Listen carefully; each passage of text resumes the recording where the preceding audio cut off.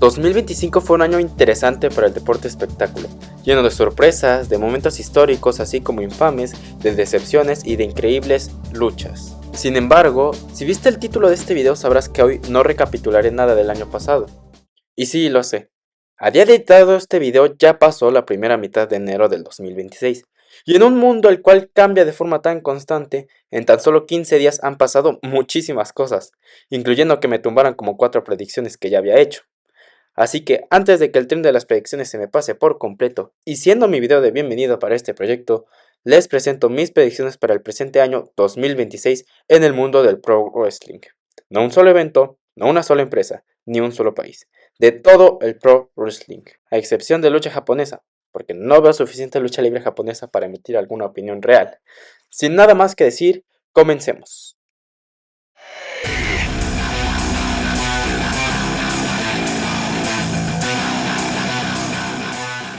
Adivinar a los respectivos ganadores de la batalla real anteriormente era una tarea como mínimo interesante, o bueno, lo sería de no ser por la locación donde será el evento este año. La verdad esta es una apuesta de la cual estoy un 99% seguro que pasará, y en dado caso que no entiendas a lo que me refiero, estoy hablando del hecho de que el Royal Rumble sea en Arabia, será lo que sustente mucho esta predicción. Y es que no es ningún secreto que el país de Medio Oriente tienda a meter mano al manejo creativo en los eventos que pasan en su territorio. No quiero decir que ahí sean superfans de Rhea Ripley o algo así, pero la australiana es sin lugar a dudas la luchadora activa más popular que hay actualmente, si no es que en toda la historia. Su popularidad ha llegado más allá del mundo del wrestling, y es alguien que podemos denominar como una figura mainstream, así que no sería ningún misterio que los jeques árabes estén dispuestos a elegirla como la ganadora de su batalla real. Además de que a Triple H no es algo lo cual le molestaría para nada. Si el año pasado se usó el King of the Ring para seguir estableciendo al rostro de la compañía, no habrá problema si se usará la lucha de 30 féminas para hacer lo mismo con la ex miembro del Judgment Day. No solo eso, sino que tener a Ripley ganando su segundo Royal Rumble no solo reafirmaría su posición en la empresa, sino que también sería alguno de esos momentos virales los cuales WWE lleva priorizando desde hace un buen rato.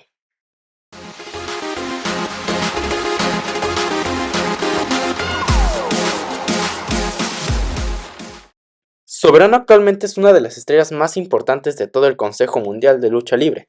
Semana a semana estelariza las funciones con todo y que estuvo un buen rato lesionado. Él ha sabido diferenciarse del resto. Supo destacarse con su conexión con el público y su carisma en un lugar donde la capacidad atlética y luchística es la prioridad. Su rivalidad con Místico lo ha impulsado lo suficiente para ser el rudo protagonista de la serie y estable. Todos sabemos que Soberano merece algún reconocimiento y un último escalón para poder establecerse aún más. Lógicamente Soberano no va a desenmascarar al príncipe de plata y oro, pero una lucha por el campeonato mundial de peso semicompleto para finalizar su rivalidad parece ser el movimiento más lógico. En dado caso de que el CMLL despierte sin ganas de poner a perder a un ya renacido Místico, hay más de una opción.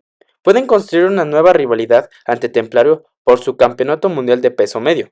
Claro, siempre y cuando la comisión de box y lucha no se ponga sus moños. Ir por la máscara de algún técnico estancado en la baja media cartelera, o inclusive, ¿por qué no?, ir por la cabellera de un veterano con ganas de impulsar talento joven.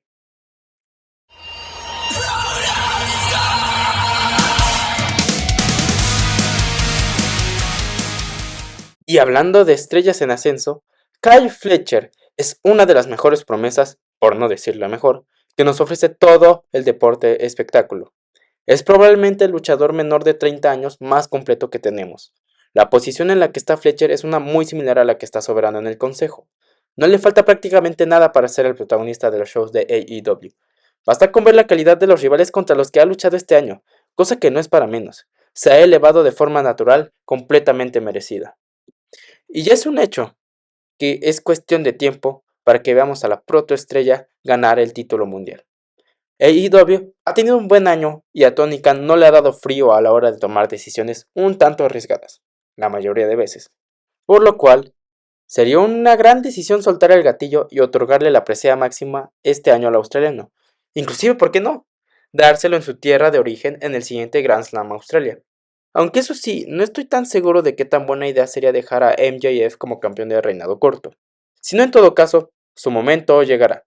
Tal vez una historia donde quede fuera de la Don Callis Family, o donde sea gracias a esta que consiga el título. Una historia con el campeón mundial en turno no molestaría a nadie, e incluso pensando más allá, podría retomar su rivalidad ante Will Ospreay con el título en juego. Quédense atentos a esto último, pues será un punto que tocaré más adelante.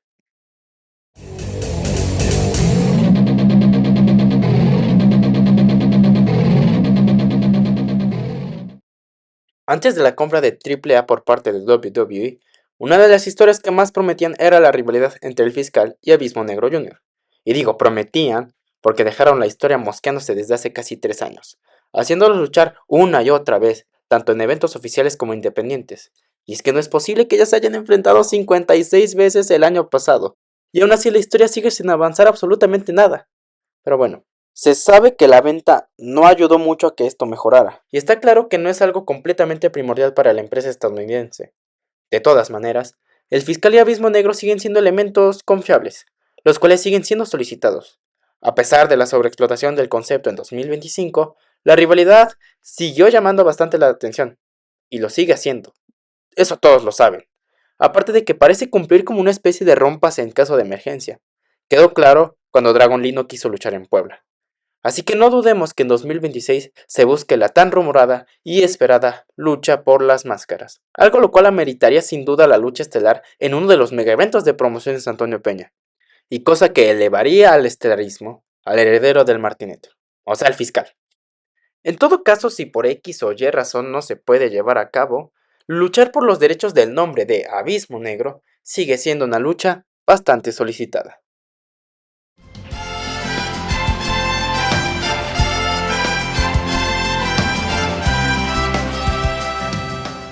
Alberto el Patrón tuvo un año, digamos, llamativo. Llegó al 2025 siendo parte de la horrible facción del Ojo y con el megacampeonato después de quitárselo a Nick Nemeth, con un reinado cero llamativo en principio, siendo en inicios de año gracias a la venta de AAA cuando realmente llamó la atención del público. Alberto decidió demostrar que aún tenía algo de gasolina en el tanque, en su rivalidad con el hijo del vikingo, a pesar de su pobre nivel en el ring. Con todo y que fue una piedra en el zapato para la caravana, Alberto no lo logró. El hijo del papá del hijo del vikingo le quitó el campeonato. El ojo lo traicionó y este quedó oficialmente afuera de AAA. Todo esto en kayfabe, obviamente. Con la 3 veces estelar manejando lo mejor posible la situación y disimulando el hecho de que obviamente TKO, ni mucho menos Triple H estaban interesados en él, por más patados de ahogado que éste hiciera. Y después de eso, nada.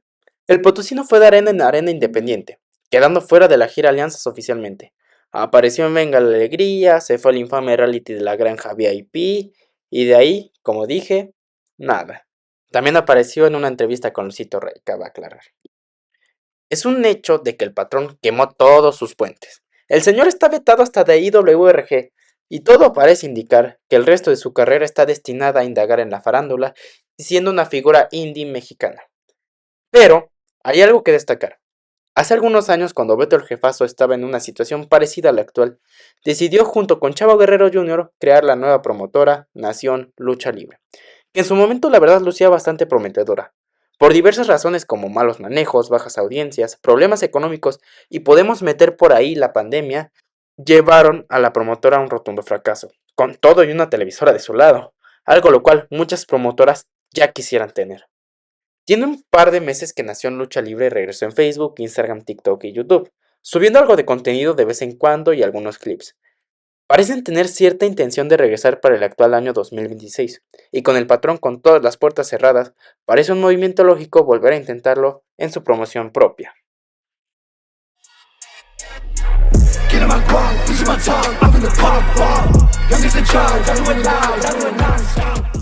El actual campeón de la División X es uno de los mejores elementos que tiene TNA hoy por hoy.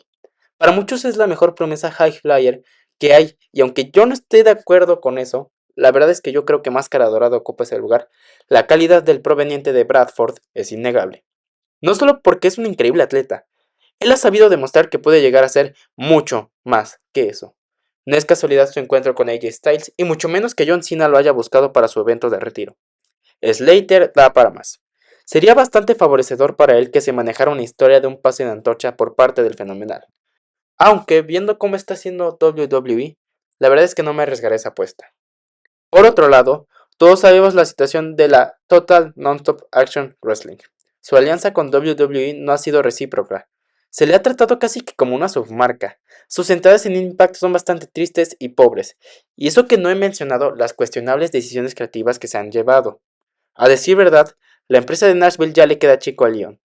Dudo bastante que se vaya a AEW, un lugar con un roster bastante saturado y donde otro volador joven no tendría cabida más que en Raw o en la baja cartelera. Cosas las cuales el inglés no necesita para nada. Y con Javon Evans siendo oficialmente parte de la marca roja, es cuestión de tiempo para que su compañero también llegue a la empresa de Connecticut.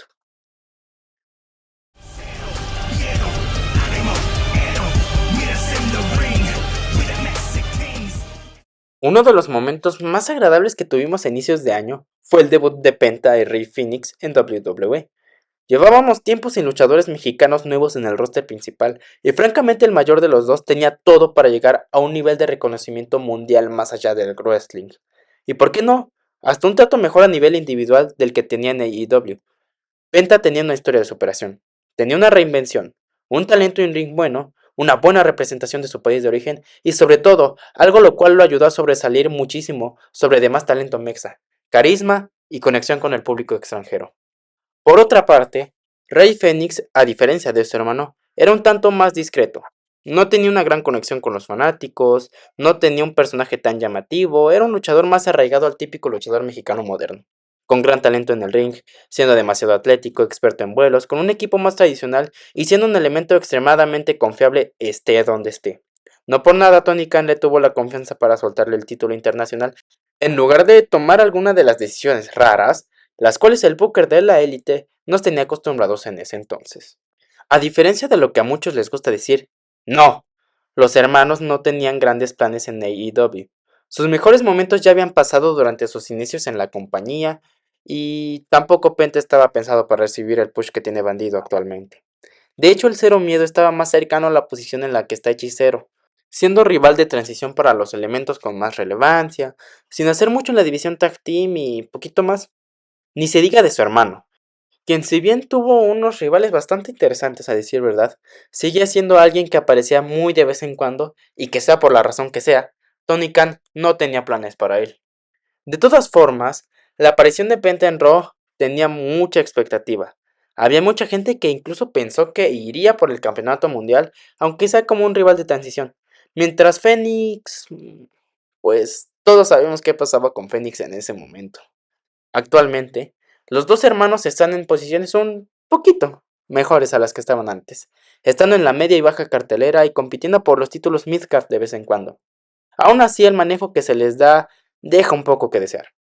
A pesar de que 2025 fue su primer año, ellos dos están muy lejos de ser jóvenes promesas las cuales deban foguearse por un buen rato para recibir un impulso individual. Ya intentaron volver a juntar al tag team para Guerra de Titanes.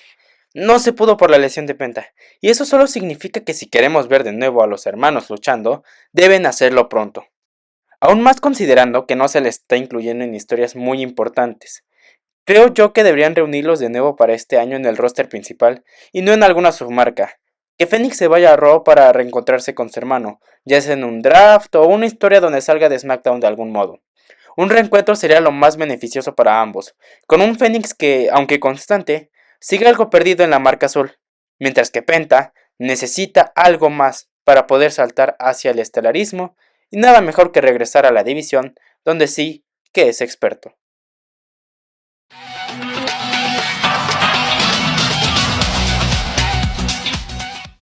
La situación del consejo es bastante buena. La empresa ha sabido reincorporarse al mercado del pro wrestling en general, inclusive fue la empresa que más boletos vendió en toda la industria. Salieron por completo del hoyo en el que estaban la década pasada. No obstante, si nos asomamos un poco a la cartelera alta media de las funciones, veremos un pequeño gran detalle, y es que hay ocasiones en que están presentes gladiadores con edad bastante alta. Atlantis, Volador Jr., Stuka Jr., Blue Panther, de a poquito el mismo místico, Último Guerrero, Averno, Euforia, Rey Bucanero y El Felino son algunos ejemplos de esto. El hecho de que pongan a veteranos en lugares tan altos, en el peor de los casos lleva cosas como el infame cabellera contra cabellera de los dos últimos que mencioné en el aniversario. Este tipo de estrellas sin dudas funcionarían mejor, impulsando a otras más jóvenes. No necesitamos un místico contra último guerrero como evento estelar, menos que Atlantis está en alguna lucha de tercias como evento semi-estelar. Que Volador Jr. esté echando hueva ante el técnico de turno, o que los guerreros laguneros se enfrenten otra vez ante los infernales. Y ojo que no estoy diciendo que deban desaparecer a todos estos elementos de todas las carteleras, o que haya una crisis de estrellas viejas donde no estén presentes luchadores jóvenes.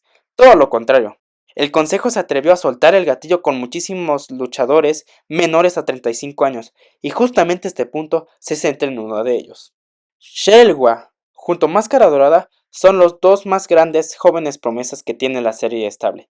Dorada destaca muchísimo, es de los mejores luchadores mexicanos en la actualidad.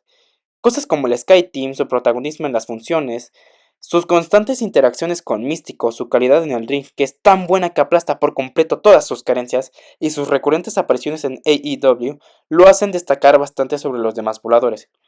Aunque es el hecho de estar tan presente en la élite lo que me hace pensar que Máscara Dorada está más cerca de ser una estrella establecida en el gabacho que ser la cara principal de la empresa mexicana, a pesar del contrato doble que probablemente Tony Khan le ofrecerá pronto. Y eso nos lleva con el Choluteca, quien por más que quisiera que sea el máximo representante del estilo técnico mundialmente y que llegue al reconocimiento que tuvieron gente como Bryan Danielson en su juventud o el que tiene Zack Sabre Jr. actualmente, al menos por el momento se le ve un poquito complicado sobresalir mucho en el extranjero. Shelwa es alguien que está lejos de los vuelos y el estilo aéreo que caracterizan a la lucha libre mexicana moderna, siendo alguien más clásico desde su entrada, su apariencia, su porte, su máscara, su técnica e incluso su estilo de lucha. Estos evocan por completo la época de oro de este deporte y es justo por eso la razón por la que creo que puede convertirse en uno de los nuevos rostros de la serie estable. Es un técnico muy querido por el público, alguien que ha escalado la cartelera naturalmente y en una época donde la nostalgia está presente en prácticamente todas las industrias, una figura como el poblano es necesaria. Además, nada más vean sus luchas individuales, por favor. Si algo simplemente salen con un nivel de in-ring superior, y aún más considerando su corta edad, queda claro que es alguien con un futuro más que brillante en la empresa mexicana. Digo, si Máscara Dorada se convirtió en el estelarista joven el año pasado, ¿por qué Shelwa no podría hacerlo para este 2026? You think you know him.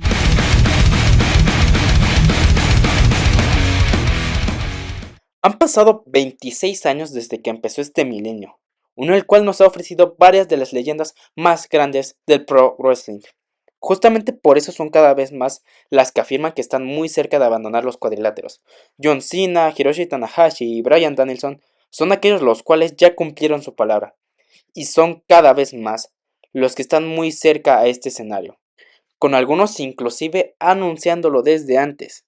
Y es por eso que dos de esas estrellas son los protagonistas de este puesto. Adam Copeland, con todo y que abrió el evento, fue quien más hizo ruido en el último All Out. Y no es por desmeritar el trabajo de gente como Hangman Page, Kazuchika Okada, MJF, Darby Allin o Proudido, por poner algunos ejemplos. Es una manera de dejar clara la grandeza del canadiense, desde el homenaje que le hizo a John Cena hasta que hizo que su esposa regresara por unos minutos al cuadrilátero. Está claro que Cope es de los hombres más importantes de la empresa. Muchos, entre yo incluido, pensábamos que sería aquí donde oficialmente empezaría su pequeño tour de retiro, cosa que no sucedió, ya que únicamente anunció que desaparecería un tiempo de AEW junto con Christian que estaba de paso. Su historia con FTR, si bien no es de lo más recordado, era una buena rivalidad. Dax Harwood y Cash Wheeler son probablemente el mejor tag team actualmente, y uno de los mejores de la historia. Y considerando que el canadiense quiere colgar las botas al lado de su compañero, la verdad es que no habían unos rivales mejores. A día de escrito este video, las leyendas vivientes siguen con el campeonato Tag Team. Estamos a unos meses de Dynasty en Vancouver, Canadá, y el primer Dynamite de abril será también en el país de la hoja de maple. Creo que tienen una noción de lo que trato de decir. Mi predicción es la siguiente. FTR mantienen los campeonatos tag team sin mantener una historia muy profunda ante otras parejas. Llegan a Revolution, ganan una lucha de excelente calidad y se autoproclaman como el mejor tag team de la historia y como una pareja de invencibles. De ahí llegan al primer Dynamite en abril y mientras Stokes sigue cromándosela a su equipo, Metalingos resuena en toda la arena, con el regreso de Copeland y Cage dispuesto a seguir con la rivalidad que dejaron de lado. teniendo todo en bandeja de plata para que ganen el título de mundial de parejas en Dynasty, en su país natal, para así iniciar su último tour como luchadores profesionales.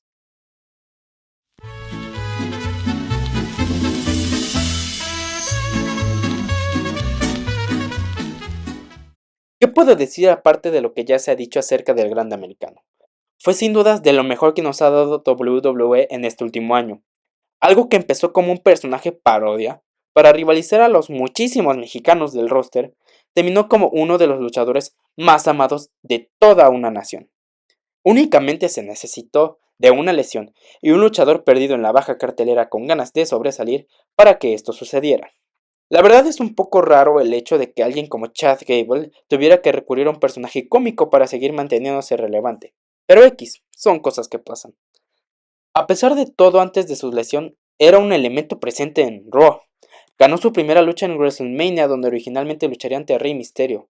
Compitió por el Money in the Bank, derrotando a CM Punk y a AJ Styles.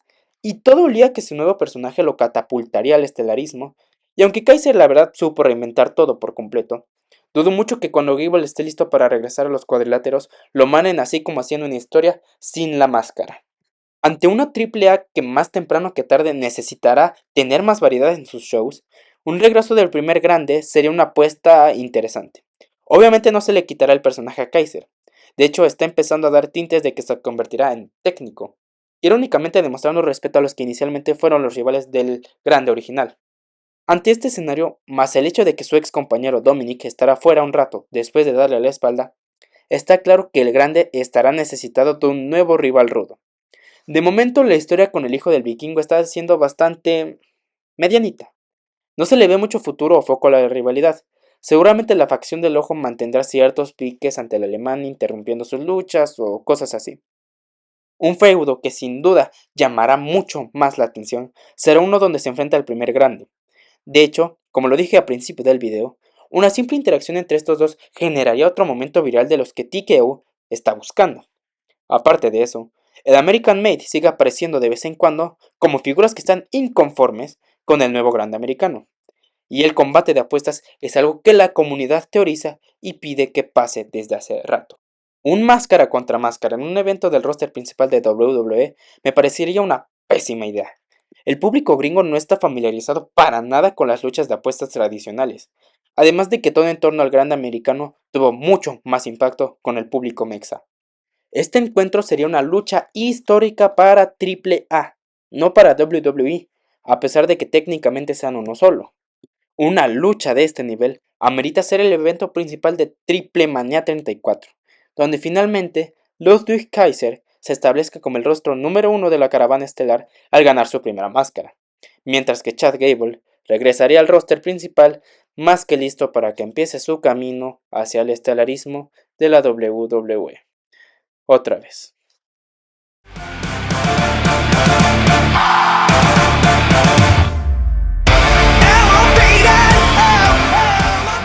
Finalmente, la apuesta a la que le meteré más monedas y por ende la última de este video.